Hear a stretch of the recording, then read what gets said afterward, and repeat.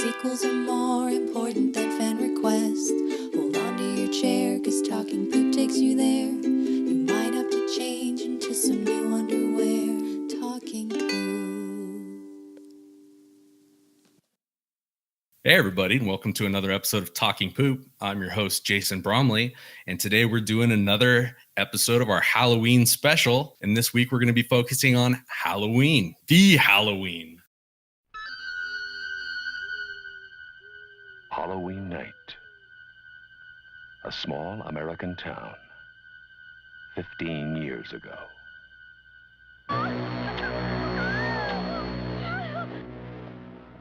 So we've got a very special guest with us today. He comes to us from his very own podcast, Those Movie Guys Podcast. And this is Joe from Those Movie Guys Podcast. Joe, say hello to the people. Hello, people. Man, I can't thank you enough. You and I, connected, kind of became fast friends through this podcast world. And I've listened to all of your episodes up until this point. Just super excited to have the opportunity to be on the show, because who doesn't like to talk a little poop every once in a while? Exactly. Especially when that poop is wearing a William Shatner mask, spray painted white, because it's one of my favorite things to talk about. The one and only, the Mr. Michael Myers. But yes, Halloween, man. But yeah, thanks for having me. Really excited to be here. I'm glad to have you on. This is a long time coming. We've been trying to get this going, including just now trying to get it going by getting all the technical bugs worked out. Technology is our friend most times, but then other times it wants to be a pain in the ass. But we did get it worked out. Yeah, we got to figure it out. You're coming to us from Michigan. I am. The great state, man. The only inland peninsula in the United States. So it's it's getting a little cold here, though. Took the dog out this morning. It was about 29. I don't even want to hear it. It's like 105 outside, man. That's crazy, man. Winter is coming. I'm refilling my swimming pool right now. Oh, it's fucking nuts. We're getting ready. Everybody's ready to close them down for the winter, and we're gonna start ice skating. Jeez, yeah, we're just getting ready to bust out the light sweaters to get us through. Right. I need my light fleece because it's a brisk 84 degrees today. When you were a kid, you dress up for Halloween and you had to think about, is my coat going to mess up this costume? Right. And in Phoenix, you got to think, if I wear a mask, I'm going to be sweating my nuts off all night long. And that's the crazy thing, because just even 2 years ago, we took the kids out. I mean, it's snowing. Like, you're getting snowed on while you're trick-or-treating. It's crazy. It is what it is. I lived out not your way. I lived in San Diego. I was stationed out there for 5 years, and but getting into that desert, man, that's a whole different beast. It's yeah. You get away from the cool breeze of that ocean, and you are screwed. It sucks. And it's a dry heat. I hear it all the time. I'm like, yeah, it's dry, but when it's 120 degrees outside, I don't care how dry it is. I always say, tell my taint it's a dry heat. Right. Let my taint know what is going on. But two different worlds. But that's the beauty of podcasting, man. Is it's bring people together and meet some cool people, talk about some cool shit, and that's why I'm here. I'm excited. This is an instance of the internet going right. How many times can you say people came together on Instagram and didn't just it just didn't end in horrible shit? Once. It's amazing, because through this podcast journey, and we've been doing it for a little while, but I've met some amazing people and still close friends, people I text with who I've never met in person, never met face to face, but have just become great friends. But it is few and far between, because for the most part, people just want to be on the internet to be assholes. It's like the anonymity gives them this ability to be a fucking cocksucker for no good reason. But it is nice when it works out. You meet somebody, and that's the way the internet should work. But so you got 95% cat videos, 4% people being assholes, and that other 1% where things actually go right. Well, I actually came at you talking poop, though. Yeah. You were the one that was the bigger man and said, no, explain yourself. Why are you just talking shit about Predator? Well, and that's such a thing with movies, and I feel like I grew up like that. Like, me and all my friends, we would sit around, and even if you disagreed, you defended your statement. And if you do, because I'm a firm believer that Phil and I say it every once in a while, we're like, every movie is somebody's favorite. And if they have their reasons for loving it, then by all means, but you came about it in the right way. You weren't just like, oh, you're a fucking idiot, it's shit, bye. And you defended your position. You said, hey, this is why I believe what I believe. And I was like, you know what? I can see that viewpoint. That's acceptable. We don't have to agree, but let's just discuss it, because that's what we should be doing with movies anyway. That's what the internet's for. Yeah, and there's And a that's few what other podcasting's for. a few other people that I'm friends with today who our conversation started like that. They're like, "You're nuts," and I was like, "Okay, tell me why. Tell me why I'm crazy." But no, it's good, man. I'm glad it all worked out the way it did. And when you said, "Hey, you want to do," because originally we were gonna do Rob Zombie, Right. Which I'm a fan. I mean, I've got my issues with some of his movies, but you know, the early stuff, Corpses and Rejects. I think Rejects is probably his best across the board. But then when you said, "Hey, what about Halloween?" For your listeners, that is my franchise. If Halloween is not only the reason I love horror, but just the reason I love movies in general. I think I was maybe 12, 13 when I saw the first one, and there was just something magical about what Deborah Hill and Carpenter were able to put together, and it just drew me in. And I was like, I want to tell stories with movies. I was never able to do that, but I loved the idea that somebody could weave together, not going too far into the weeds, but like Kurosawa is one of my favorites. And you watch Kurosawa stuff and like that dude could tell a story with no dialogue for 30 minutes. And and Carpenter and Hill just took everything right about horror and pieced it together. And the first American slasher was born. I still give credit to Bob Clark and Black Christmas. I think that was the first real slasher, but it's Canadian. Yeah, our friends to the north, they can have that one. We'll take Haddonfield. Absolutely.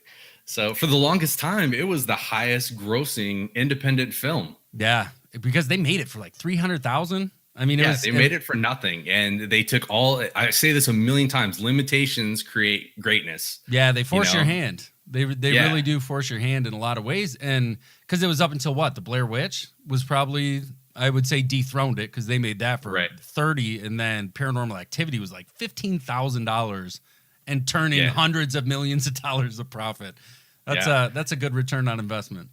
It's amazing how horror can do that, Horror, Right. you can make it for dirt cheap and it can still be awesome and embraced. And you see, with a good horror, I think a horror fan or somebody who really understands the genre, they are able to do that. You see some other stuff where somebody's just, for a long time, it was just that was the first step into the industry, either acting in a low budget horror movie or producing, directing, writing, whatever the case may be. Every once in a while it hits, but nothing hit like Halloween did. Right. It was just a global phenomenon. Well, and like you said, it inspires you to go out and want to make your own thing. So it takes you beyond even what the movie put out there. Nobody saw Titanic and was like, "Oh, I want to make a big boat movie." Right. So it's inspiring. It makes you believe. For me, it was The Evil Dead, that made me believe I can go out in the woods with my friends and we can make something that's going to resonate with people. And I mean, Raimi, I'm from Michigan. That's hometown hero right there, It's Evil. I'm such a big Evil Dead fan too. And they not only made a great product, but they were able to get Stephen King to say, "Hey, this thing was fiercely original." It was like, put that on every fucking poster of this movie, wear a t-shirt that says it on it. But they loved what they were doing. And Carpenter wasn't new to the game at this point. He was still relatively new, but he had done some stuff. But you could just see that passion, and where he, I think, really succeeded was that man can write a score. Oh, absolutely. But then again, there's the limitations. Like he couldn't afford to hire it out, so he wrote his own score, and that score is so fucking haunting. It's all the themes, the main theme, the shape thing. I picture him as like Gene from Bob's Burgers with this tiny little Casio keyboard, and he's just ding, ding, ding, ding, ding, ding, and doing his thing. But you're right, it just took, and again, the limitations. We joke about the Shatner mask, but it was June, July when they were making this thing. They didn't have access to Halloween masks. They were like, fucking take that one, take Kirk and just spray paint it white, and we'll we'll make it work. Right. Yeah. And I had read that they actually were looking at doing like a scary clown thing originally. And then they just saw the painted Kirk mask and they were like, that is scarier because it has no expression. Right. It's just, that's what Michael was throughout all of these movies. And they changed him a lot.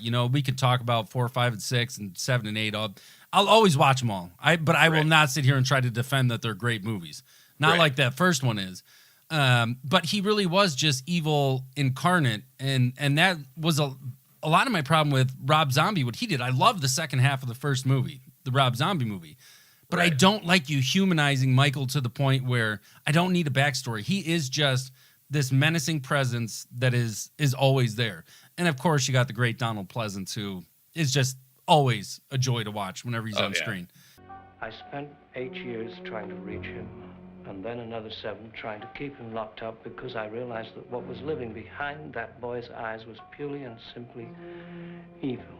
You know, back to there's even some old Twilight Zone episodes with him in it that's just phenomenal. But so when did you see Halloween? Like, what was your first exposure to that first 78? So yeah, I came in late. I was like post high school, like 1997. And that was when I was having my independent film revelations, where I watched, Clerks and Swingers, and all those movies started coming into my peripheral. And I was like, okay, I got to check this out. I actually had a buddy who had Halloween, and we popped in the VHS cassette and watched it late one night. And I was just like, holy hell, dude, this is like our thing. Like, we need to create a movie monster icon, and then we'll be famous. Right. and then it's just knocking away blowjobs because they're being thrown at you so often. But unfortunately, that never happened because somewhere there was a break in our genius where we didn't have that John Carpenter genius. But the thing is, man, this is never too late. It is never, you see these guys, what's his name? Hellboy, Dave Hopper. He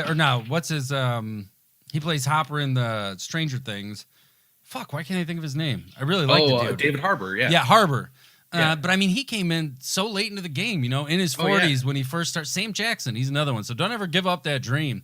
You just gotta, figure out a way to scare the shit out of people, and to get people, in seats. And in '78, it was a much different world where we didn't have movies on our phones, but an unlimited library of movies on your Apple TV or your computer. Exactly. Wherever you want to go. And then there's some more modern stuff too. Like, I don't know. Did you see Terrifier? No. The one with the clown. Yeah. I've seen it on Netflix, but I haven't watched it. Oh man, watch it. Did really, really cool things. Yeah. It was part of a trilogy. There was All Hallows Eve that introduced Art the Clown, but it was an anthology horror thing. So he wasn't the primary character. And then you had All Hallows Eve 2 where replaced him with this pumpkin head guy. Again, anthology, but this one's just straight slasher, and it's a lot of fun, but we digress. Right. So Halloween 97, you're getting into this, and so how old did you say you were at the time? I was 17. Okay. In 97. And just graduated high school, and it was like the summer of love where like all these great movies came out, and that was the summer where I was like, okay, I'm not going to college. Right. So I was like, so what am I going to do? Well, I'm going to make movies. And I had a buddy who was into it too.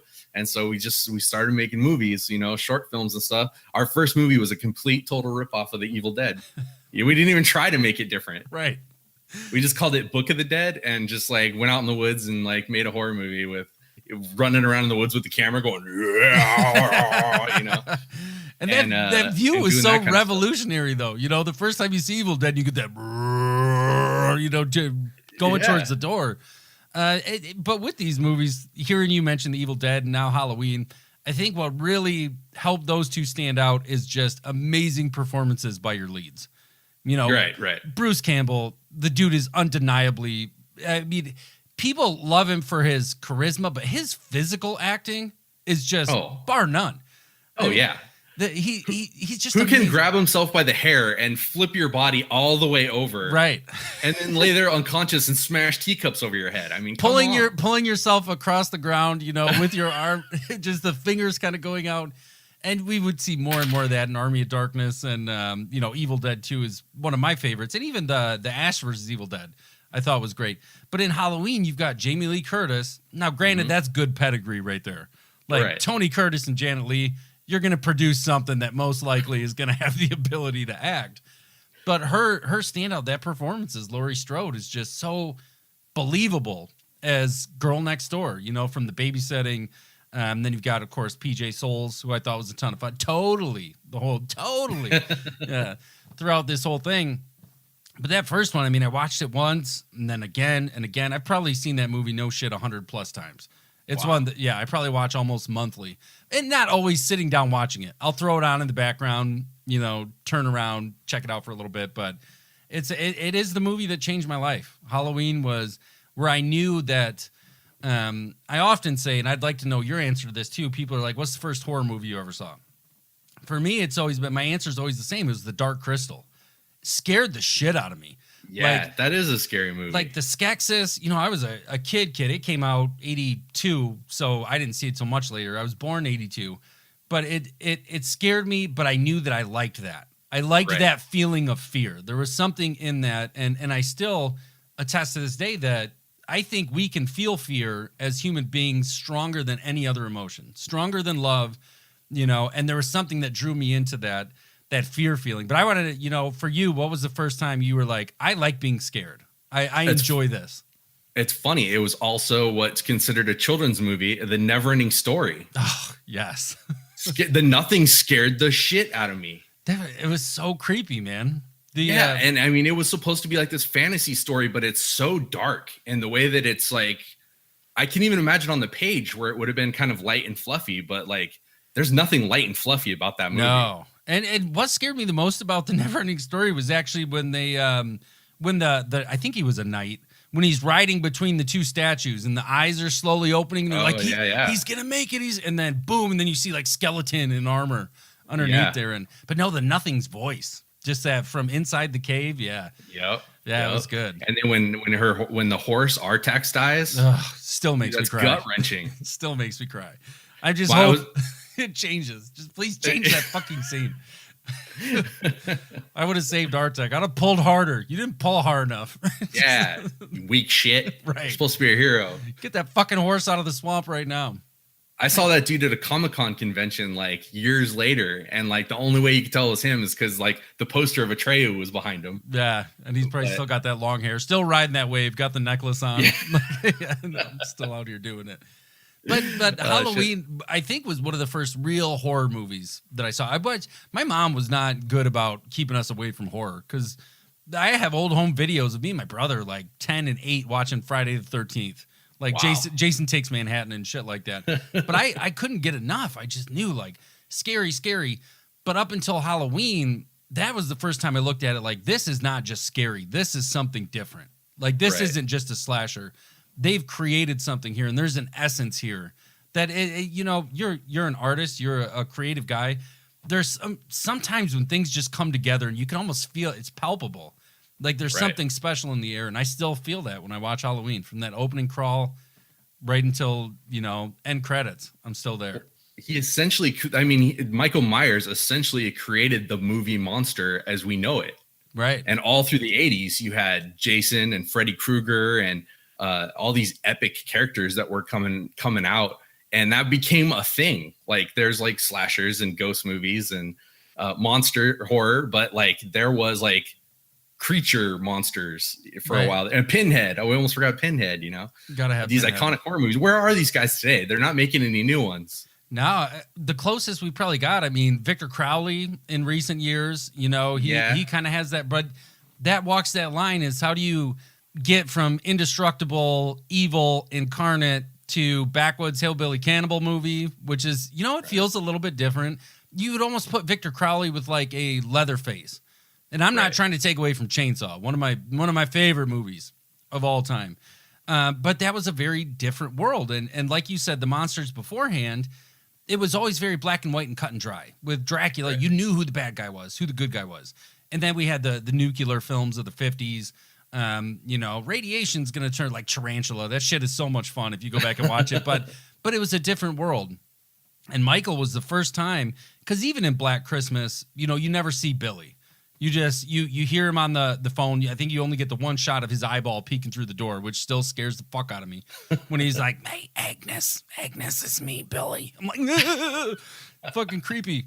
But Michael was the first time where he was just always there, you know, behind the laundry on the line, behind the bush. And by today's standards, a lot of that stuff probably wouldn't scare a ton of people. But you have to, and I tell people this all the time. They're like, well, I don't watch them super old movies and stuff like that. I'm like, you have to do it, but you have to put yourself in that space. Like you have to view it as an audience member from 78. You can't view it as an audience member that's post-Saw, post a Serbian film. It's like, yeah, I've seen the most fucked up thing you ever seen in your life. You want to watch it? You have to view it as that, as 78. But this is one of the few that still just, it holds up, I think, to this day and still works. It's just, it's not the jump scares that, you know, The Conjuring has given us and Insidious has given us. And I'm not against those movies. I think the stuff James Wan has done has been great for horror, But this is a whole different world, and you got to go back to that place, view it through those eyes. And, you know, even the idea of a babysitter is just without your cell phone, without, you know, any of this stuff, and you and your group of high school friends. But, yeah, OG Halloween. And then, holy shit, did we get some sequels. And So the sequels happened, and so like the second one really stuck with me because I remember my buddy, who was my filmmaking buddy, he got in a bad car accident and he broke his neck, and he was in the hospital for 3 months. And we watched Halloween in his hospital, Halloween 2 in his hospital room, and that takes place in a hospital. Right. A little creepy. It was so creepy, man. And there's nothing worse. I would leave there at like, 2:00 in the morning because all the nurses were cool with me and him. So like visiting hours did not apply. Right. So we would hang out and just watch videos in his hotel, in his hospital bed, forever.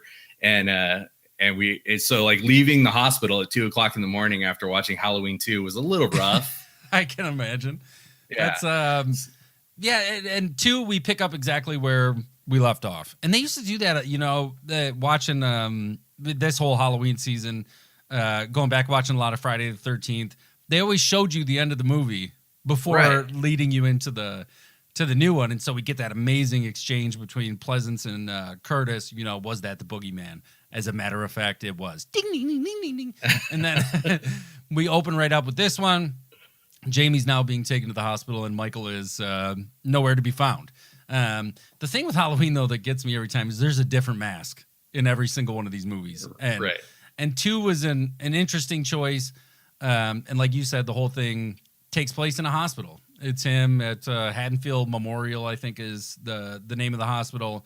And now we see Michael. In the first one, it's believable he could be human. In this one, he's full-on supernatural, indestructible killing machine. I mean, he gets shot in the fucking face twice and continues to wave a scalpel around with blood leaking out of his eyes. I don't know how you... So where do you fall on that? Because, he starts off as like a crazed person. And same thing with Jason, and then somewhere in the sequels, we lose that and they become indestructible forces of nature. Yeah, it's hard. I've accepted it with all of them. I'm just like, and Jason, though, we get to the point where Jason's spine is hanging out of his back. I mean, he's literally covered in maggots falling out of his face. What bothers me more about Jason than him being indestructible is why he was afraid of water by the time we got to Manhattan. I'm like, what are you talking about? That dude used to just walk into the lake and pull people down, and he wasn't scared of water. With Michael, though, it's a weird transition from 1 to 2. And I think they had planned initially, once we get into 3 a little bit, that they were going to kind of do the anthology thing, use the name, but not the character. But everybody just loved the character so much. And in a way, it felt like his natural progression. It was, he's got to be indestructible to a certain degree, because you can't just continue to shoot this dude and somehow explain it away. I don't know. And as horror fans, I think we just accept some of that shit, Yeah, for sure. I don't know. I like the idea of a dude who just like, kind of like the Heath Ledger's Joker. Like you can punch him and he gets off on it. Yeah. I like thinking of Michael Myers as like somebody who just doesn't feel pain like other people. Right. But is still human. Yeah, I can see that. Absolutely. I just watched H2O, and in that one, he takes some pretty bad hits, but it doesn't really say whether he's human or not. Jamie Lee at the end of that one cuts his head clean the fuck off. Right, and they try to explain that away in Resurrection. Which did they? Yeah. So Resurrection opens up. So the 8th movie opens up with him. She's now in a mental facility. She's locked up in her room. Somehow Michael finds her and throws her off this roof. You get this very anticlimactic death. Like Jamie Lee Curtis. She is Halloween, and you guys just fucking toss her off a roof, and that's the end of it. And I think she even kisses his face before she kisses the mask. Weird. But how they explain it is that at the end of H2O, he very quickly crushed this guy's vocal cords, put the mask on him, put him in the body bag, so it wasn't Michael that she cut the head off.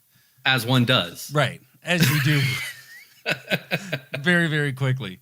So that's how they kind of explained away that stuff, which you get into the later of these movies, and I love all of them for different reasons. But again, I will never try to argue someone and say these are. But at the same time, I appreciate the continuity.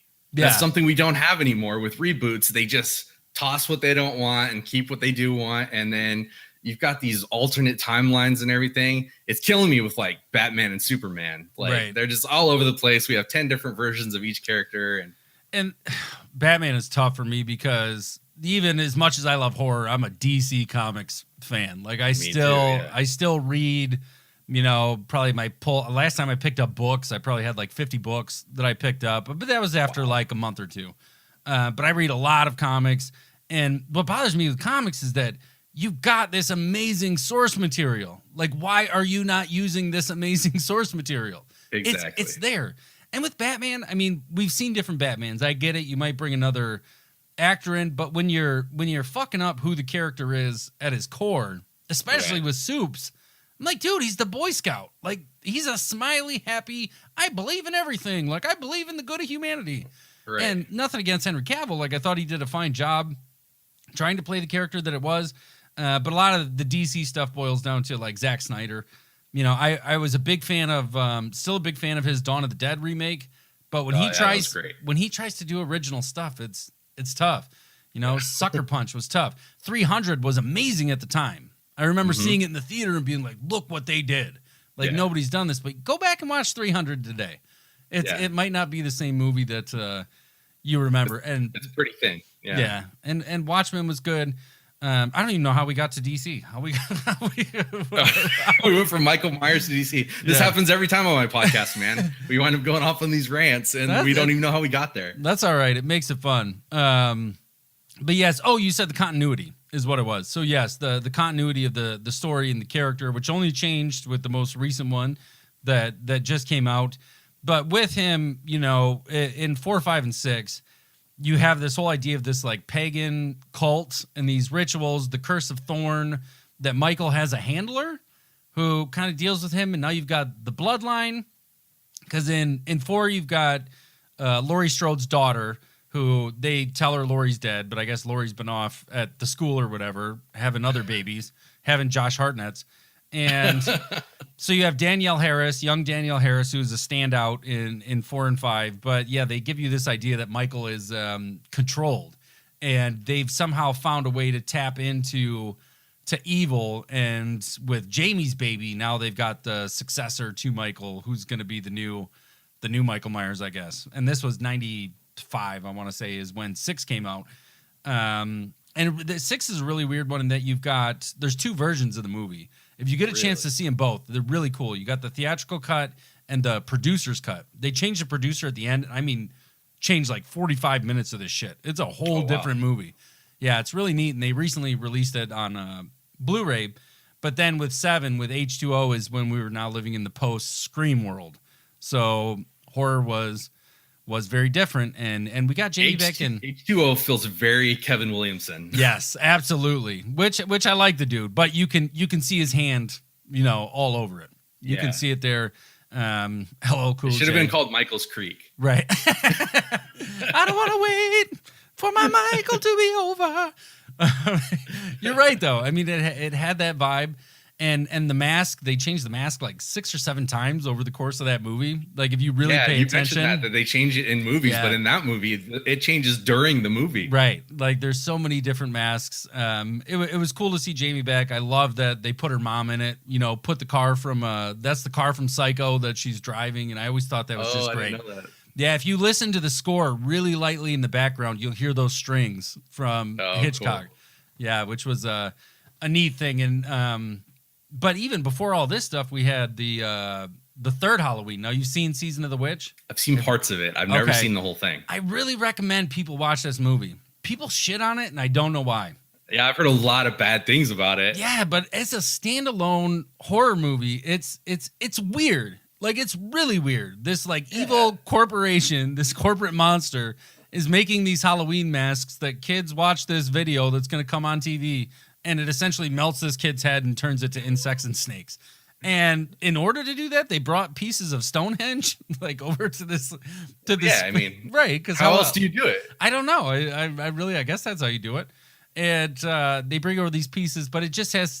Everybody was upset because there was no Michael, and that's why. Is there not even a cameo of Michael? There is. He's in a bar, and there's an old TV up in the corner, and they're playing a trailer for the original Halloween.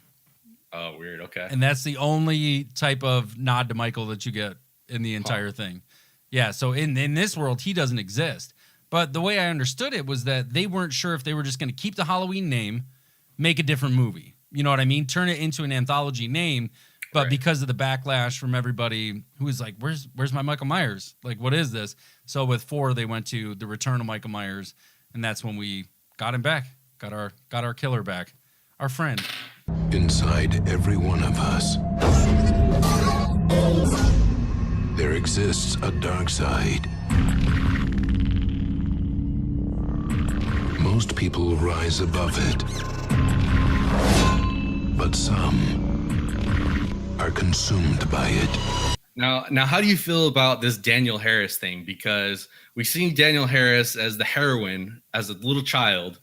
And then Rob Zombie goes and has her running around bloody and topless for most of the end of the third act of his movie. Yeah. That makes me feel weird, man. What makes me feel weird is that she was playing a high school kid and she was like 34 years old. Right. Yeah. Now, like, granted, that was not the body of a high school girl. No, it was absolutely was not. But she has a young face. Absolutely. With Rob Zombie, historically, we've seen him bring back these horror actors, even in the early movies, even in House of a Thousand Corpses. Wait, was Karen Black the first one or the second one? I don't remember if she was Rejects. I thought she was the second one, I believe. She was Rejects. The girl from the first one. So he likes to bring back these characters, and I know why he did that, why he brought her in to play that role. But at the same time, you're right. It's kind of weird. It's like, because in my mind, like I've seen Danielle Harris do other stuff, a lot of these other horror movies, even the Victor Crowley stuff. She did all the Hatchet stuff. I still see her as too. Yeah, she was good. She's good in everything. Like I've never seen her and been disappointed with her performance. But in Halloween, it just felt odd because I so strongly associate her with young Jamie Lloyd, and then like you said, they're fucking on the couch and he gets stab him in the back and then she takes off after getting a couple slashes or whatever the case may be. So it's a little weird.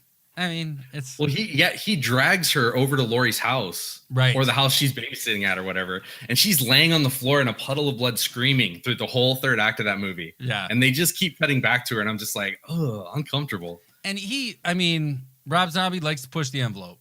He really does. Yeah, he really does. And I'm a big fan of the man. Like I've seen him live a ton of times. Like I said, some of his movies, but my problem with Rob Zombie in a lot of his things is that he truly makes me believe that everyone in the world is like white trash pieces of shit. Like the most horrible scumbaggy people you can imagine. I mean, if you stop any random car on the road, it will be an evil motherfucker who's going to take you back to his house, rape you and eat you. And stuff you and put you on the wall. And even in Halloween. Make you into a fish boy.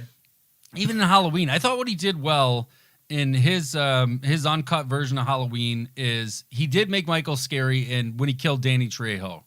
And, Danny's been nice to him the whole movie. Mikey, come on, we're going to put these bracelets on, Mikey. Don't worry about it, friend. And they're going to do that, and he kills him. But you got the two guys that, like, rape the girl in Michael's room with the masks. That was super uncomfortable and unnecessary. And that's the thing is I can accept it if it's part of the story, if it makes sense. But when it's just gratuitous for the sake of being gratuitous, and in that movie, I would have fucking killed my family too. Like, totally. They were the worst. Yeah. William Forsythe. I actually got to meet William Forsythe just recently, and we talked about that movie. And I was like, you're such an asshole. Like, you deserve to die. Yeah, and he had to have agreed with that because he's like, even they're eating dinner, he's like, man, your daughter's got a sexy little dumper on her. And I'm like, you're calling.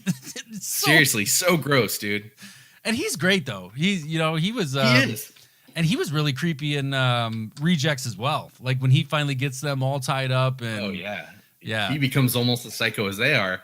And I liked his character arc in it. Like it started off as revenge, and then he got as dark as they were. And I really stepped in it though, because I went and saw him, and I was like, William Forsythe, what's up, man? And I was like, so tell me about Three from Hell. What's going on with that? And he's like, not in it.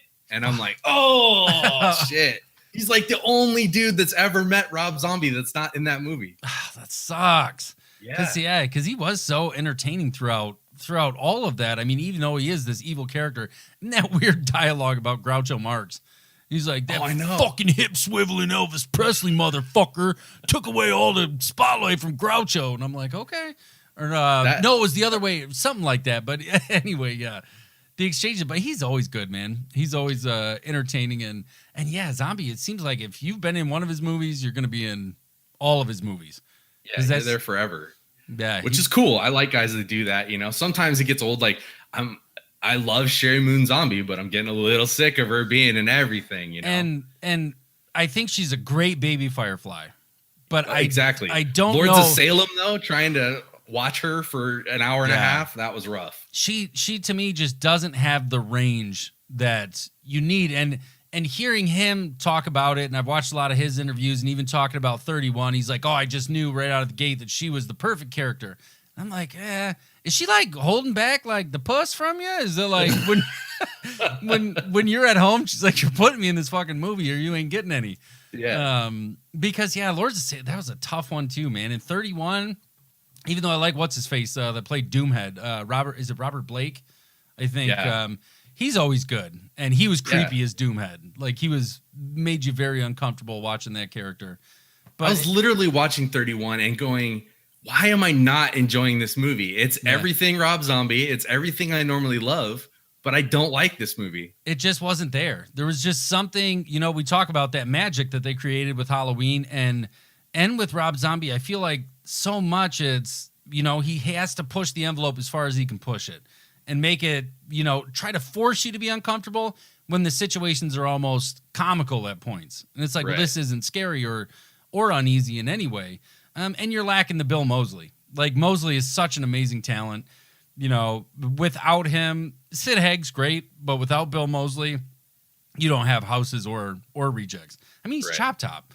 How can you ever be mad about Chop Top? But his Halloween 2 really upset me. And only because throughout all of Halloween, when he's making this thing, he's like, we're making Michael human. You and I talked about it. It's not going to have any supernatural elements. Michael's going to be just human as human can come in. And behind these eyes, one finds only darkness. These are the eyes of a psychopath. He was great, huge hulking presence, but then you get into the weird shit with the white horses and seeing his mom and all these visions. Yeah. It wasn't there, man. Just didn't hit for me. So now that we've had the Rob Zombie show that we were gonna do to, I'll go see Three from Hell. There's no part of me that will. He's got my money already. Yeah, he's got my coin. I'm hoping that they do good with it. I still don't know how they all survived that, because I'm pretty sure some of them got shot right in the throat. They got blown to shit. Yeah, a lot on an empty road. Yeah, because how far did we follow them on that road? That big aerial. Yeah, right. That's a long fucking song. Right. Yeah, because we had that aerial bird's eye view shot that followed them through the canyons forever, and we just end up, somehow they survived. So we'll see what comes there. But his Halloweens, I've seen them both quite a few times, but I will never, if I'm going to look for a Halloween movie, I'll never choose that road. Right. Well, and it's all he blames a lot of it on the studio interfering, and I don't know how much of that's true and how much of that is like, it's not my fault, Yeah, like some of that, you wrote those characters, you wrote that dialogue, that's on you. You sure as fuck casted it. Right. Yeah, you put the people you want, and some of the cast worked really well, but some of the cast just didn't pan out. The new Laurie was nowhere near Jamie Lee Curtis. No, she just didn't have that girl next door believability. And then even in the second movie, she's like, living in this room with like posters and like spray paint all over the walls, and it's like, kind of, what have you become here? Who are you now as a character?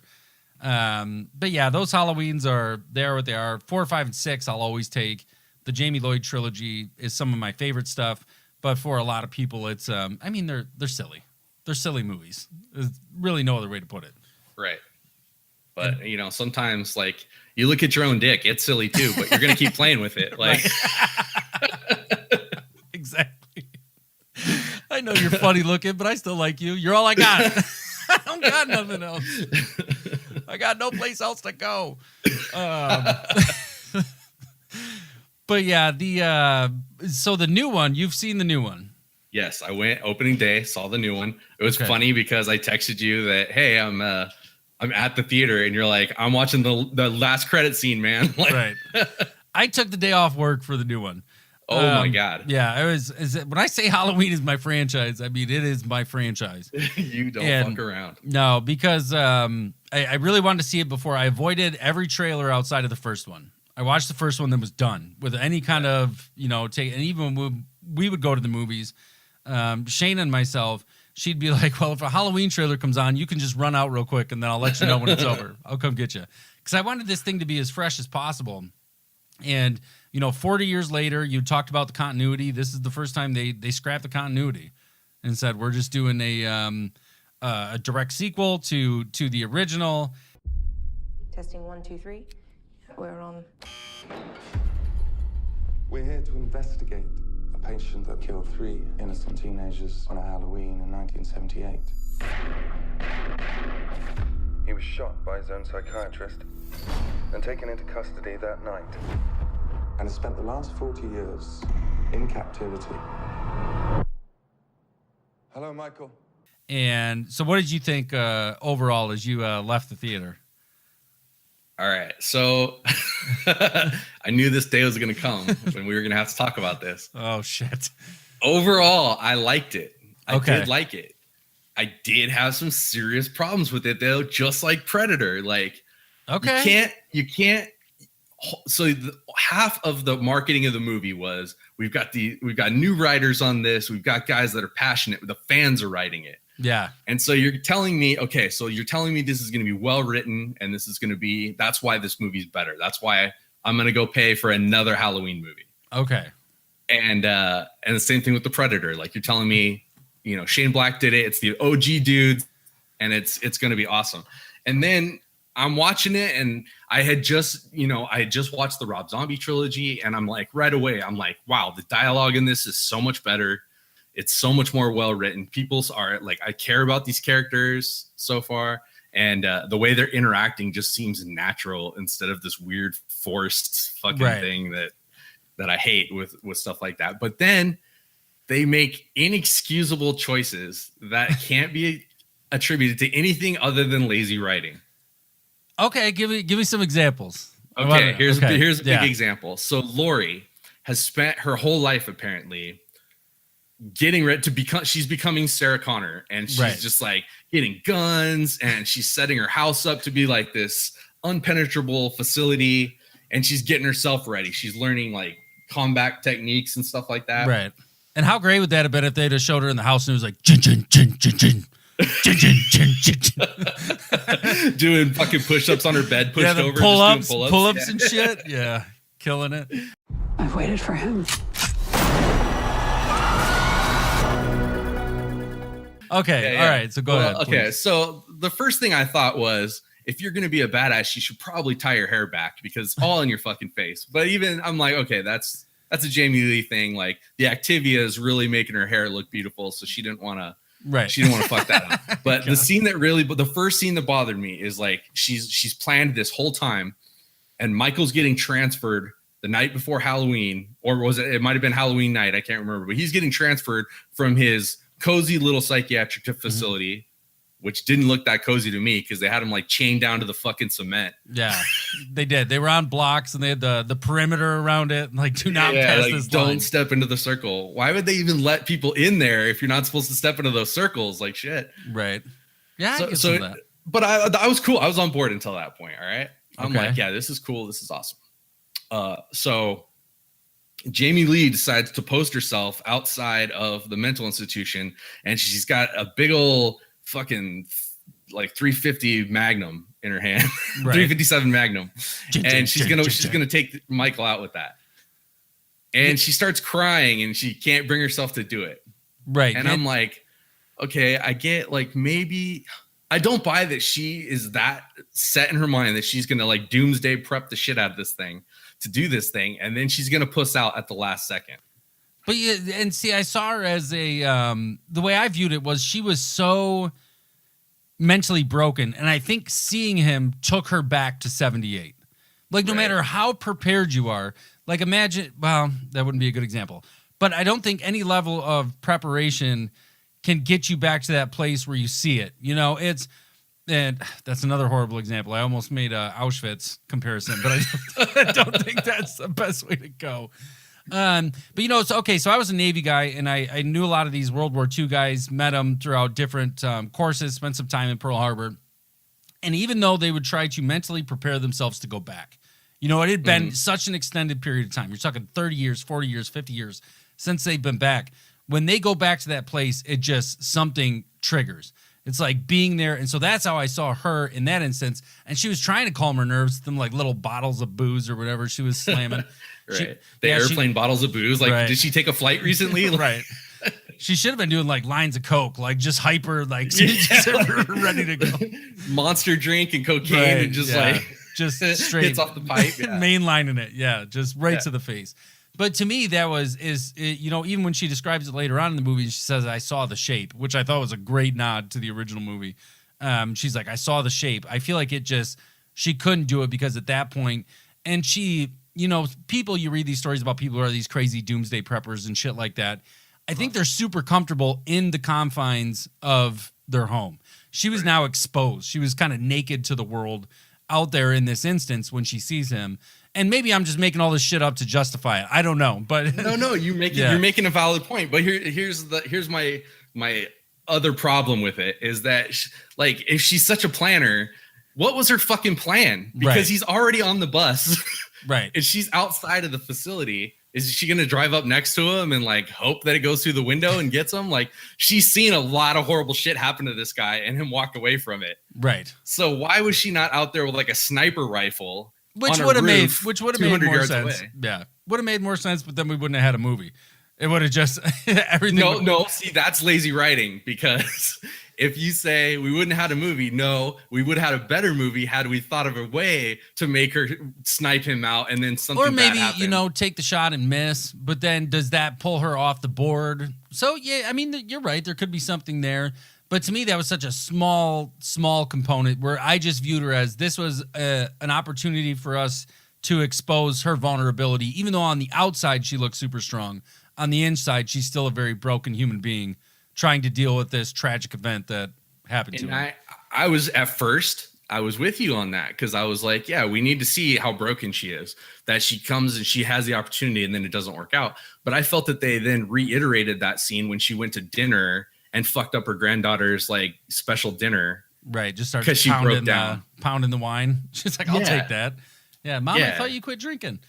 But again, with some of that stuff, I feel like she's out of her element. She's so vulnerable in this world that she hasn't been a part of because she hasn't been a part of the real world for 40 years now. She's just been, you know, they took her kid away when she was 12 because they were like, hey, you're a fucking lunatic. Like you can't raise a kid like this. So I think that, some of that, and we don't know what ended up not making the final cut. You always got to think about we're there because I still think the sheriff, whatever, in the cowboy hat, I don't know what his purpose was outside of being there every couple of minutes. So, and then I always wonder like how much of this got left in the editing booth or how much of this was cut out. Did they try to develop it anymore? But we can really only talk about the final product because that's what we get until it gets released on Blu-ray. And they're like 15 extra minutes of shit that you never knew was there. Or make sure you watch all the deleted scenes. Right. Okay, so the Jamie stuff bothered you. What else you got for me? Okay, so it really just the Jamie stuff because then I'm like, then they're sucking me back into the movie. The little the fat kid friend who was like maybe a rapist, definitely a date rapist. Like he gets his in a really spooky sequence. That was great too. That the lights on and off like that. I was like, man, that's a great way to shoot that and the brutality in this thing. Like when I left the theater, I had talked to Shane and I was like, Michael is scary again. Like they made Michael Myers a scary presence. When he's beating that little kid's head off the side of the truck, I was like, holy shit. Yeah. Like Michael's a kid killer. Like he. Well, okay, that was another thing. Okay, so that comes to another good point. So this is because of knowing too much about what's going on in Hollywood and stuff, but like the Danny McBride stuff was very prevalent, like what parts he wrote. Right. Like it literally looked like he knocked the other guy off the typewriter and was like, this little kid wants to just dance. Right. You know? And he's like, this little black kid's gonna be funny as fuck, cutting his toenails, talking shit to his babysitter. But the great thing about that kid, which I just learned, is that the Julian character, the little black kid, that was all improv. None of that. Way. Yeah, that was all just ad-libbed right on the spot. None of that was written for him. They had written it for another kid, and then this kid comes in and is just like, hey, I can be funny as shit, talk about you smoking weed and doing whatever you're going to do. But that kid I thought was, for comic relief, I did enjoy that kid because I thought he was pretty spot on. He was funny. Yeah, no, I did too. And he was like realistic. Like he Yeah. sees Michael, he's like, oh shit. Right. Yeah. No, I'm going downstairs. And he tells the boyfriend, like, get up there. You got to go save her. Like, this fucking crazy guy's up there. When he runs by and he's like, you're going to die, man. Right. I was like, that is great. And the aesthetic of it all, like, it looked like Halloween. Like a Midwest Halloween. I know we weren't. You get more of the E.T. Halloween, and it's just everybody outside in the desert wandering around. You look like everybody's a Jawa for Halloween because it's like we got the whole backdrop. Everything's right here. It's perfect. But I like the aesthetic of it all. Yeah, the little kid was great, but Michael, especially putting the mask on for the first time, I was just like, oh, it looks so good. That real tight, just close up, and you see the white beard, and you realize that, and they didn't shy away from like he's an old man. He's a super strong old man. Like seriously, dude. Every time he walks up to somebody, it's head injury, stab. Right. He's efficient. He's like the John Wick of movie monsters. He really is. He double tap around. Double tap. That's what you get every time. And everybody gets a head injury. You get a head injury. You get a head injury. Look under your seat because everybody's getting a head injury. Yeah, he was bouncing motherfucker's head off. But, I don't know if you noticed, but that scene when he comes in and we see all of the street and all the kids running around, which like that put terror in me right away because just the randomness. Like, right. And he did just pick and choose like who he was going to murder. But that scene where he walks through the backyard and through the house and out back through the front, that's all one take, man. Yeah. And that's PJ Souls too. From the original movie. Yeah. Really? Yeah. That was. I didn't even know. Yeah. That was Linda. But no, I loved that sequence because I love it when you get even like a good long tracking shot, anything that just give me a long take, give me a long shot for a while. And you see him. And I was talking to Josh about it a little bit and he said it's so great because normally we see that view from inside the house over her shoulder looking out the window is what you always see in horror movies. This time we're looking over Michael's shoulder observing. You get to see the stalker element of Michael Myers and seeing him do that. And then, the camera just sits there and you're like, oh, fuck. Like, he's coming around that corner and then just blast straight through the neck. Like, just right through the neck. Yeah, right into the camera at you. That was. And then he just leaves her there. Like you said, it was just so random what he was doing. Like, goes into the shed, grabs a hammer, beat lady to death, get a knife, take knife to another house, kill in there. I'm just going to be a murder machine. And that's, I think walk right past the screaming kid. I was like, is he going to do a baby? That was, I think everybody who's seen this movie was thinking the same thing. Like, is Michael Myers a baby killer? Like, crying. Yeah. They couldn't. There's no way you could get away with it and have people, because that becomes a whole nother movie. Like that's something so different than what we expect from a good slasher, because that would have made it so much less accessible. You'd have had, different people up in arms about it. That would be the only thing in the news right now about this movie. Not that it made $80 million on a $10 million budget. It would be, you'll never guess this one scene. Here's the top 10 scenes from the new Halloween. Number 7 will scare the shit out of you. And that would be all there is in there. So I'm glad he didn't kill the baby. And then they faked me out because then you see a hoary nurse in a nurse's outfit and her husband goes inside. You're like, oh, this bitch about to get it. Right. And that nothing. You're like, all right, you guys, you got me. You got me here. I like this. They took your typical horror tropes and kind of put a little spin on everything. And, I think the kid explained it so well when the group of friends are walking down the sidewalk. And he's like, honestly, though, you guys, he's like, 5 people being killed in a single night isn't that big of a deal anymore. And I loved that because I felt like they were talking directly to me. And they're like, we can't make the movie you remember. We can't. Like, the times have changed so much. So we're going to stay true to it. We're going to give you those, those sweet little kisses. You'll get some cuddles in there, but we got to make something new for a modern audience because we've, a good friend of mine, he sent me this message one time. We were talking about scary movies, talking about The Exorcist. And he's like, things have changed so much in that The Exorcist was like terrifying. Original Dracula was terrifying, scared the shit out of people. And now you got people that are like, the arterial blood spray would be so much different if his head was taken off at that angle. And Right. That's just the world we live in now. You know that I pray every night that he would escape. What the hell did you do that for? So I can kill him. It takes us then it takes me we go into our third act, and our third act is Michael versus Laurie in Laurie's Terror House. Yes. And we're on Laurie's her Funhouse. turf now. Laurie's Funhouse. Laurie's Funhouse. But did you see the shift in character from when she was in the house? Like how much more confident she was when she's locking down them doors behind her? Just like bang with an elbow real quick. Yeah. Right. Yeah. And she pulls out the gun for stopping power. Right. But there's a lot of little things in that sequence that I'm like, come the fuck on. So she gets her daughter, Judy Greer, into the house, and they open up which they kept showing that fucking kitchen island slide to the side. They showed it sounded like it was made of stone. Yeah. It was They show that, so we're like, okay, they're gonna go down there. We get it. So Judy Greer goes down there with the little 1970s remote control that she pushes, and then she puts it down on the counter and goes down inside. Oh, I didn't even realize she put it on the counter. I didn't even see her put it on the counter. She just sets it back down on the counter. Michael could have just picked it up and fucking pushed the button, but he doesn't even do that. He just shakes it back and forth and yanks that motherfucker out. Right. I feel like that kind of evil, you would do that. It's like, Right. the toaster's not working. You just throw it across the room. Exactly. You smash it. Fuck that thing, No, and right. I feel like Michael's that kind of guy that's just gonna be like, fuck this shit. Right. He's He's just gonna tear something up, But so we should have said this a long time ago, but fucking spoiler alert. If you haven't seen the new Halloween, we are fucking it up for you right now. Right. And it's about to get worse. All right. So just tune out and come back later. 15 minutes into the conversation. Spoiler alert. Yeah. So, put it in the show notes. Put it in the show notes and hope they see it. Yeah. Yeah, for sure. Fuck. But yeah, so Laurie's got her whole house set up. She's got these big fucking floodlights on the front of it. She's got metal bars on the doors and the windows. But she's got an old ass 1970s door with 2 picture windows inside of it.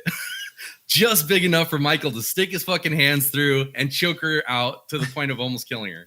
Which was, it was intense. And I thought there was a metal door on the outside. I thought there was too, but. So maybe, I don't know if he went through the bars on the metal door. Like maybe she just assumed this would prevent him from actually getting through said door. But he proved by stomping a human skull into mush that he's a superhuman strength. Like he's going to his Super Saiyan form. Like this shit's getting real. He's a strong dude for sure. Yeah. But prep wise, she didn't have any metal over those 2 little windows. True. Yeah. And I even thought maybe because the whole thing turns out to be kind of a rat trap. Right. So maybe she needed that to lure Michael into the house because she wanted him in the house. So maybe it was just enough stopping power to slow him down and let her execute phase 2 of said plan.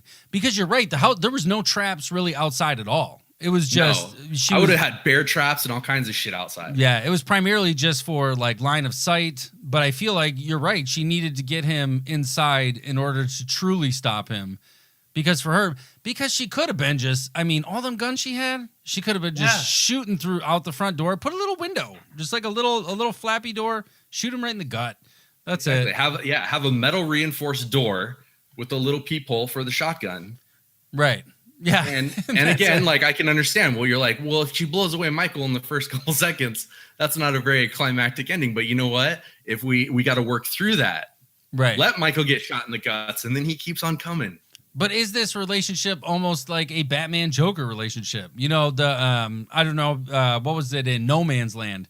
It was in the animated series when Harley kidnaps Batman and she's like, I got it, I'm going to do it, I'm going to kill him. And the Joker's like, no, like you dare. Right. You do not have that right. And all throughout the course of their relationship, we've seen like, I need you to exist.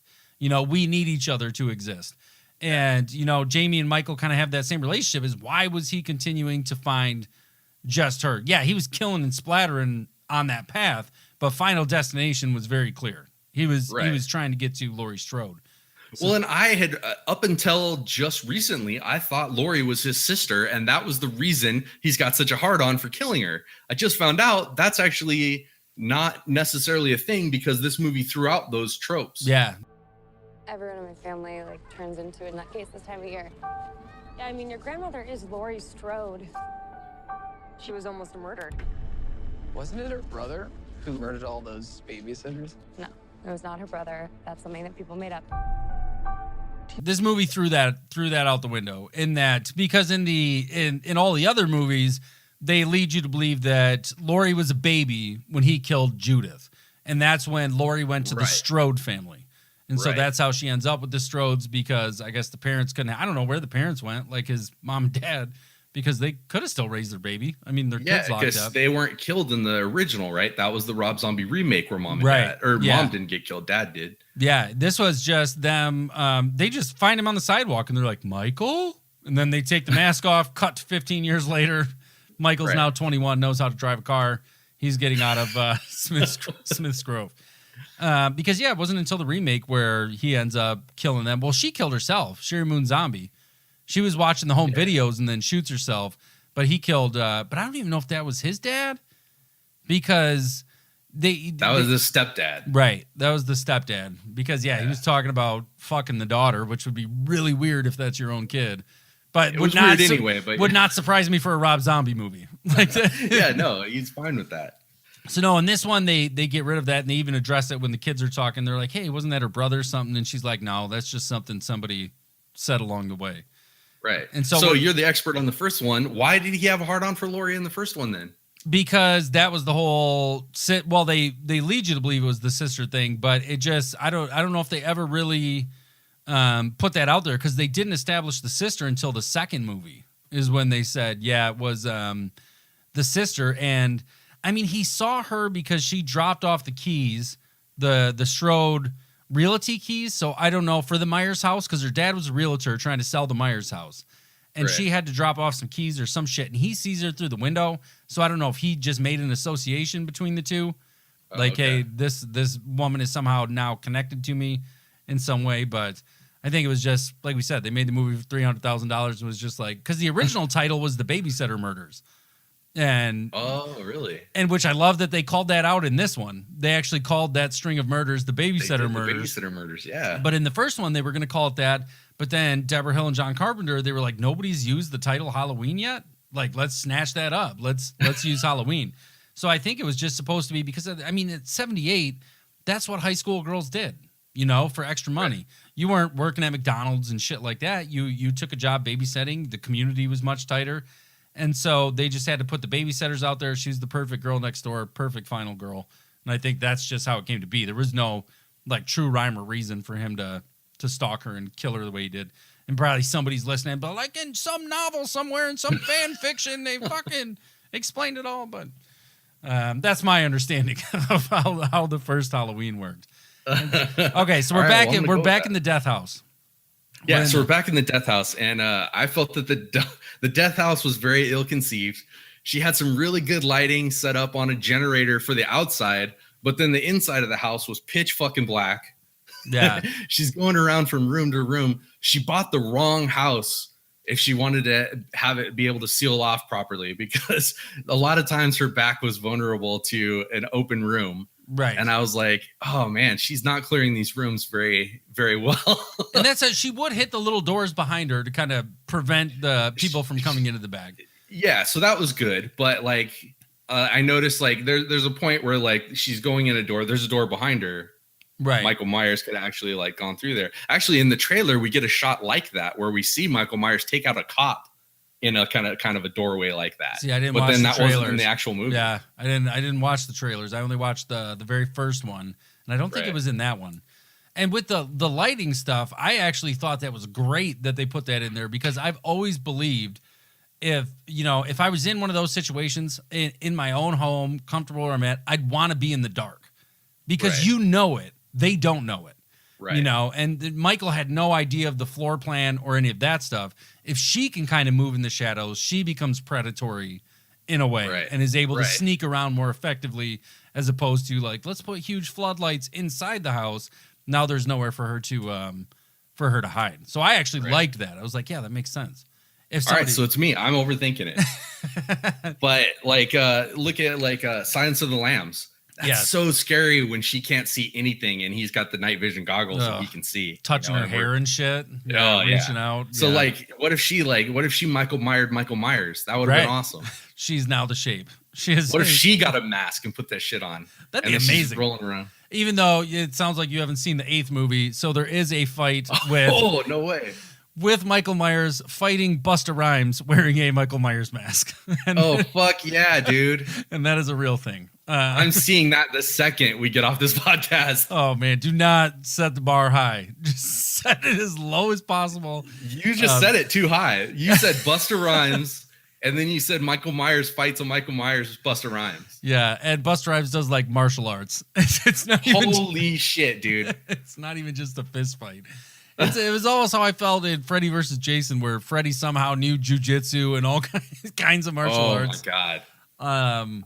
I can't believe Michael Myers has escaped that whole trope of a versus movie. Right? Yeah. There's been some comic books, and there's a couple of good fan films out there that I've seen. But yeah, I don't know because who owns this one? Miramax. And I love the new Miramax logo. It says like a so-and-so company underneath. Like they're very clear. We are not a Weinstein company anymore. Exactly. But yeah, with Friday, it wasn't till Dimension. Was it Dimension that picked up, or New Line, when they picked it up in Jason Goes to Hell is when because when you got the Freddy hand come up and pull the mask down. And we waited for that forever, which, you know what, wasn't a terrible movie. I don't mind Freddy versus Jason at all. It's for what they were trying to do. Like, how do we bring these two people together? I was like, that's kind of a decent way to do it.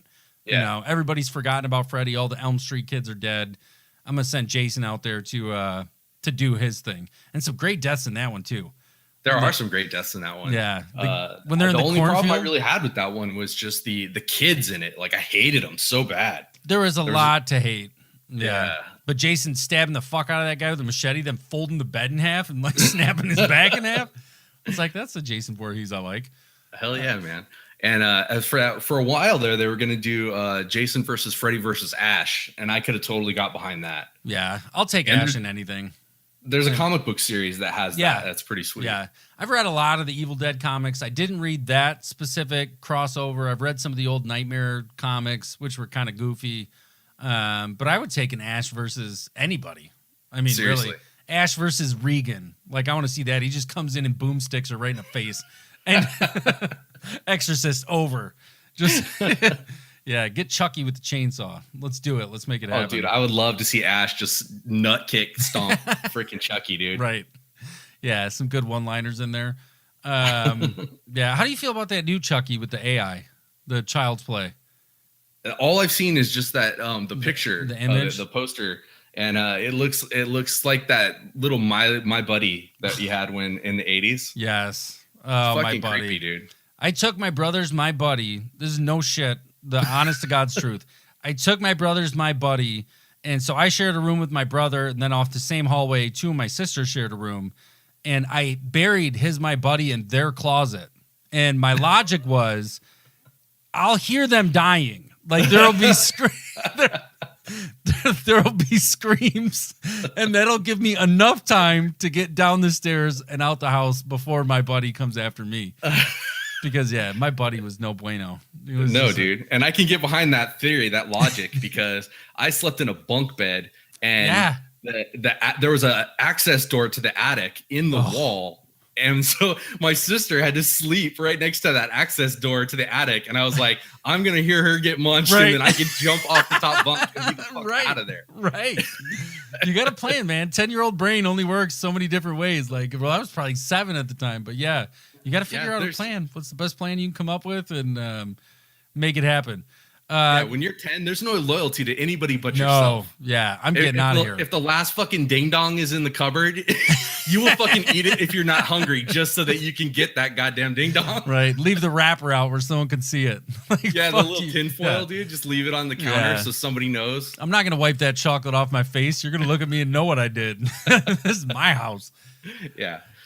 So what did you think about how this all wrapped up? How they ended this this new Halloween? I was furious with it. Were you really? Come on, man. So she traps him in the basement, and I'm like, okay, so that was like the plan from the beginning. Get him in the basement, burn this motherfucker down around him. Right. But dude, there's no finality to it. The house is on fire. They got to get out of there. She should have pumped some rounds into him. He was standing there looking at her like, I'll always love you. Well, by this time, he had already been shot, in the shoulder, got some fingers blown off. Judy Greer shot him, which I loved that scene. Where she's that was like, a great scene. Yeah, she's like, I can't do it, Mom. And she's like, even shaking his shit. And as soon as he shows up, gotcha. Yeah. Bang. And then you get Jamie from behind him, like, Happy Halloween, motherfucker. Whacks him in the back of the head. No, I thought it was great. Just him standing down there. That image of him just standing. That was very chilling. I had goosebumps. Yeah. So image-wise, yes. But I'm pissed. I'm just like, fucking end that shit. Like, I can't stand it when the dude's like passed out on the floor dead and they're just like, all right, let's get out of here. And they drop the gun on the way out and it's like, no, be done with it. End it. Which is one of my favorite things that they did with Cabin in the Woods. The little electric shock in the knife. I was like, oh, that's so beautiful. That is so beautiful to finally explain why everybody drops the knife, drops the gun. It wasn't until Scream when Billy pops back up at the end and she's like, not in this movie or whatever she says before Sidney shoots him in the face. But I really liked the ending to this. I liked just the imagery. And for me, there's so much that I can accept. There's movies I could watch and just turn the sound off and just say, that is a beautiful thing that you did. Like you painted a canvas in front of me and what you've accomplished is amazing. That whole final sequence, I'm like, there's just something so haunting about him just staring. And he's driven by nothing but evil. Like, he is just 100% pure evil. He's not trying to escape. He's just standing there burning. And, like, he's going to let it happen. Right. And making $80 million on $10 million, though, we'll probably get 4 more of these motherfuckers. Oh, for sure. Yeah. I mean, they definitely, left it open, and they left it open for a reason. And I have to accept that. And you know what? You're really turning me around on the whole thing because I'm like, you know what? I'm being a real negative Nancy about this stuff. And I need you to just fucking enjoy it for what it is. Stop trying to be like, I could write it better. Just call it what it is and take it. And, I got a question for you, even though hearing you say that. So as somebody who's, made movies and done a bunch of writing, how hard is it for you to go in there and actually turn it off? To turn off the creative part of your brain and just say, okay, you know what? I'm accepting this for exactly what it is.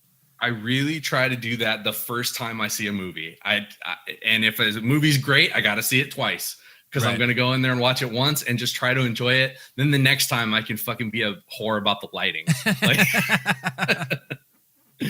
But it is getting harder on some of these things. And for me, if it's an original idea, I'm like, no. So you sat down and you've worked out a lot of different things and things happen in the script because you're needing them to happen to follow the story that's in your head.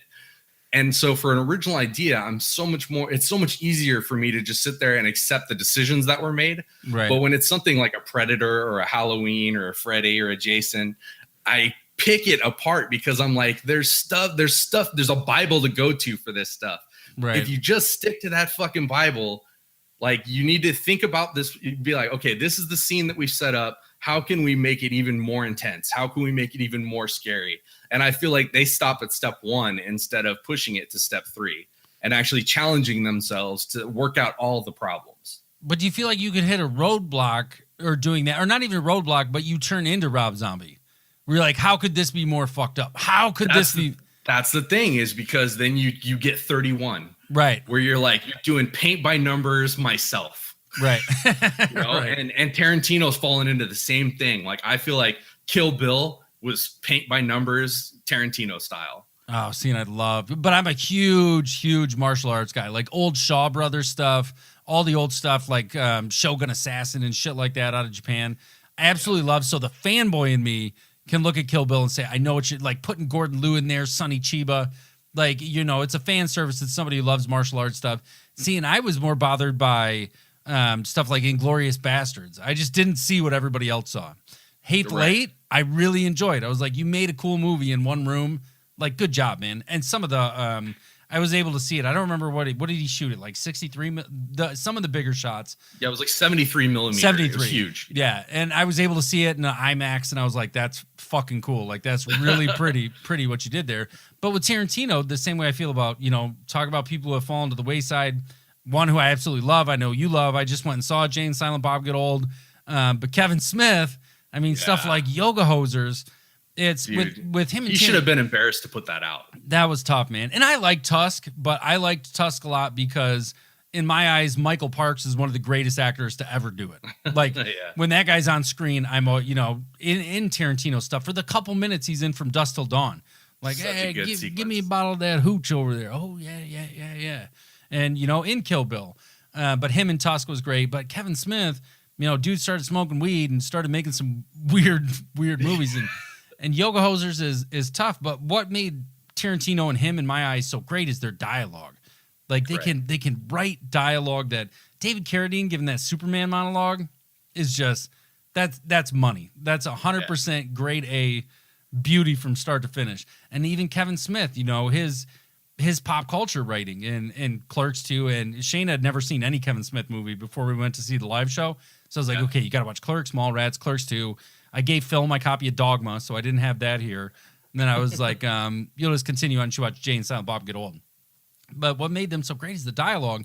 And when they get away from that at all, it suffers. And the Yoga Hosers, holy fuck. That was rough, man. You talk about putting people in movies who maybe don't belong in movies. Like, I'm not saying his kid's not talented. I think she... Right, yeah, no, but when the whole movie is Johnny Depp's kid and his kid together doing things, and even using a talent like Johnny Depp for Inspector Clouseau or whoever he was. Yeah, man. Well, Johnny Depp's another one of those guys who I think is insanely talented, and it's like, but he's lost his fucking mind. Right. And the only way he can act now is under a shit ton of makeup. Right. He has to completely become something else, and you have these guys like I just watched a D'Onofrio movie recently, Caged, the serial killer movie. D'Onofrio plays a serial killer, and he's so fucking good. And I'm just like, dude, you are just I don't know how people do that. I don't know how you completely become something that you're not. So Halloween, on a scale of 1 to 10, what do you say? 2018's Halloween. I'm gonna give it a solid 7.5. All right, I'll take that. I'll accept that. We can our friendship can continue. No, I mean, it's a little bit higher up for me. It's not perfect though. I won't say it's a perfect movie. I did have my problems with it. And about a year ago though, I reached a point where we were doing the show and I was listening to a lot of other movie podcasts. And I feel like as a culture, we've reached this point where you almost have to hate. Like you have to, and I'm like, what would 13-year-old me think? So I try to view everything through like 13, 15-year-old eyes, and even movies that I could. Now, if I want to do deep dives into old cinema, you know, and really like, what was this? Like looking at old Orson Welles shit or Akira Kurosawa stuff or Fritz Lang, I can be that guy with anybody. You know, I've seen all that stuff, studied all that stuff. But when it comes to a slasher, I can forgive so much, and just as long as you entertain me, give me that little bit of spook that I remembered and that love that I had for these kind of movies. That's all I wanted. And this one succeeded across the board for me. It was what I wanted, man. I agree. I mean, it came at the right time of year. You know, they didn't release it in December. Right. Which happens so often, you know. And it was scary, and it was well written. It made me laugh. It made me scared. So Halloween. You know, I'm gonna give it an 8. Nice. I like it. You just talked it up a half point. I like it. And for those of you who want to know, I'm a salesperson for a living. God damn it. You are good, sir. But yeah, it's a franchise that I love. And for anyone listening who maybe hasn't spent any time with the Halloween movies, there's a lot of good ones in there. There's some turds, but there's a lot of good ones as well. But I mean, you get to 10 movies in any franchise. It's you reach that point. You know, how do you Seriously, continue? Man, I mean, how many movies have got to 10 with the same main character? Right. You know? Not many. No, and it's almost all horror. You got Jason Voorhees has done it. Jigsaw, I don't know if Jigsaw counts because there's been so many different antagonists throughout. Somebody picks up the mantle and is like, "Oh, I was doing it," and then it's like, "No, Carrie Elwes was doing it since the beginning." It's like, wait, what? What are you fucking doing to me here? What are we talking about? Yeah, it's a great franchise. Like you said, it's the time of the year. You can't be mad. Hellfest was another good one. If you get a chance to see that. I wasn't sure on that one because it looked like it could have gone so wrong. I was surprised. I'm the type of human being that will go see any horror movie at the movie theater. And I've been, just shit on so many times. But then there's other ones that people raved about that just didn't resonate with me. Like I thought Hereditary was fine, but the way everyone was like, this is the greatest horror movie in the past 5 years. I was like, was it really? Like Toni Collette's performance, unbelievable. Yeah. The woman's insanely talented, but as a horror movie, and we got Suspiria coming out next week. I don't know how big you are into the old Italian masters. I'm not into that at all, dude. Yeah. I'm not even gonna. See, I love Fulci and Argento and the Italian guys. The stuff that they did was super cool. But Halloween, yes, I'd say, and watch them back to back. Watch the original and then go see the new one because you don't need anything else in between. That's it. You're just good. I say watch all 10 of them, dude. Yeah, just binge it. Just take a day and just ruin your life. Right. You know how many times I've done that? There was a one Christmas morning, my mom got me the DVD set of Nightmare on Elm Street when it was just the first 7 movies. Oh, and man. Me and my sister sat down. I had a bedroom in the basement. Me and my sister sat down and just watched nightmare after nightmare after nightmare. And I was kind of nodding off in between, like having these Freddy dreams, waking up and the shit's still on TV. But I think there's, like I said, man, there's something good about being scared. I think there's, I have noticed a lot though more recently is people in theaters. I'm huge on theater etiquette. Like me too, dude. I've never been in more fights than in the movie theater. Right. And it's getting worse and worse. Yeah. But because kids don't have any respect, dude. No, it's like, not even if an kids adult though. told me to shut up. Right. But it's not even just kids now. I was watching something the other day, and it's like these 2 geriatrics behind me just chatting away the whole time. Like, you're supposed to be the greatest generation? Like, what kind of greatest generation talks during a fucking movie? Like, what are you doing? But with horror, I feel like people talk so much more. You'll always notice it. Anybody listening, next time you're in the theater watching a scary movie, as soon as it starts to get scary, that's when people will start to talk. Because they're uncomfortable. Right. It gives them the ability to pull themselves out of the situation and be like, hey, this is reality and I'm a real person. This is pretend in front of me. Right. But I think that's the tell of an effective movie, even if I'm going to tell them to shut the fuck up because stop talking during my movie. Like exactly. My favorite line is, are we in your living room right now, motherfucker? Right. Then shut the fuck up. I've told people, like, I love your commentary, man. Like, your commentary is fucking awesome. Like, good job. Yeah, you're hilarious. You should start your own podcast, but for right now, shut the fuck up. Right. Let me do this. Let me watch this movie and enjoy it. And as someone who used to do a haunted house, I know the guys that come in and it's always like 18 to 23 guy who's coming into a haunted house and he's gonna laugh at everything and pick everything apart. And being the guy waiting to jump out, you're like, I'm gonna fuck this guy's world when he gets to me. Right. And that's the best feeling is when you make a grown man scream. Oh, it's amazing. I've got to work in one haunted house, and it was one of the best things I ever did. I'm so sad that I can't do it anymore, but I don't have the people anymore. Right. How many people does it take to run an operation like that? Well, I mean, it depends. I've done it with 5 people. I've done it with 25 people. Oh, and that's a production, man. Oh yeah, I've done it big time. I ran one for the city of Flagstaff. And I fell into that because I went through, it was like an outdoor in a forest kind of haunted house. Yeah. And I went through it and I came out and I was like, that was horseshit. I could do better. I could make a better haunted house on Ambien. And the lady fucking that ran it. She was like, oh yeah. And she was like, you think you could do a better job? And I was like, yeah. She was like, give me your phone number. I'm going to call you next Halloween and you can come help us. And in August, I get a call from this lady and she's like, you ready to come show us what you got? And I was like, holy shit. She was serious. Yeah. It's I went to city council, dude. And they sat me down in a room and they're like, how much money do you need? How many people do you need? And they're like, we're just going to put this thing in your hands, man. And they let me run the whole thing. That's awesome. You got to put yourself out there. Put yourself out there in the world. You never know what'll come of it. Tell my kids that all the time. You'll miss every shot you don't take. Little Wayne Gretzky knowledge for you. Miss 100% of the shots you don't take. I don't tell my kids this, but I just say to everybody, put your dick out there and see who sucks it. Right. Yeah, don't tell your kids that. All right. On that note, I think we should. I think we're not going to go out higher than that. No. Thanks so much, man. Cannot thank you enough for having me on. This is a good time. It was a ton of fun. If you're ever looking for somebody to come back and chat movies, let me know. Be more than happy. Absolutely. I would love to have you back. So follow us on Instagram and Facebook at Talking Poop Podcast. Check us out on iTunes. We've got some music videos on there for you, and we've got some of my movies that I've done. Joe, tell them where they can find you. Oh, yeah, man. ThoseMovieGuysPodcast.com. Everything is right there. You can message us through the website, the full catalog of previous episodes. Tomorrow we're recording, I think, 140 or 141. So there's a lot of content out there. How many years? We've done it every Tuesday since we started, so it's been like 2.5 years. We've never missed a Tuesday, which is kind of crazy to think about. But yeah, ThoseMovieGuysPodcast.com, Instagram, Twitter, Facebook. We don't really use the Facebook much. If you really want to chat it up with us, Instagram and Twitter is the way to go. I noticed I actually sent you a friend request on Facebook, and you still have not said okay.